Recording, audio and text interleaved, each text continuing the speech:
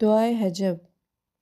سید ابن طاؤس اس دعا کی بہت سی فضیلتیں محج الدعوات میں لکھتے ہیں۔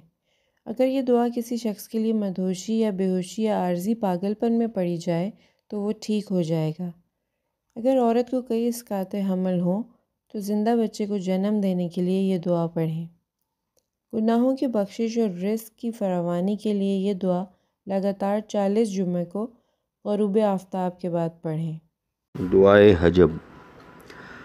بسم اللہ الرحمن الرحیم۔ اللہم انی اسألک یا من استجب بشعاع نورہ ان نواظر خلقہ یا من تصر بلا بالجلال والعظمت واشتہر بالتجبر فی قدسہ یا من تعالی بالجلال والکبریاء فی تفرد مجددہ یا من قادت الامور بعظمتها طوعا لامرہ یا من قامت السماوات والارضون مجیبات لدعوتہ یا من زین السماء بالنجوم العالیۃ وجعلها ہادیۃ لخلقہ یا من انار القمر المنیر فی سواد اللیل المظلم باللطف یا من انار الشمس المنیرۃ وجعلها معاشا لخلیقہ وجعلتها مفرقۃ بین اللیل والنہار وبعظمتہ یا من استوجب الشکر بالنشر سحائب بنعمہ اسألک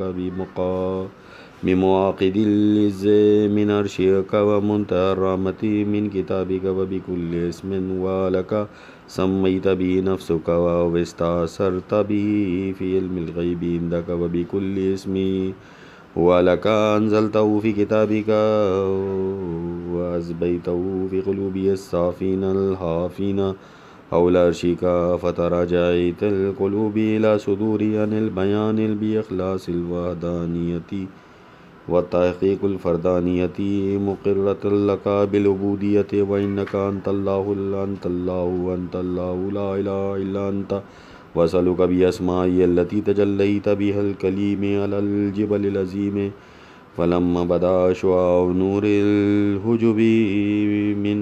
بها العظمۃ خرت الجبال متأکدۃ بعظمتک وجلالک وہیبتک وخوفا من سطوتک ورہبۃ منک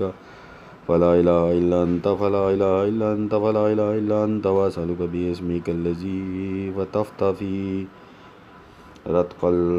عظیم جفون اعین الناظرین الذی بتدبیر حکمتک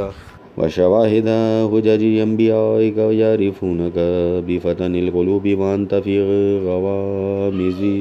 مسرات سریرات الغیوب اسألک بعزت ذلک الاسم ان تصلی علی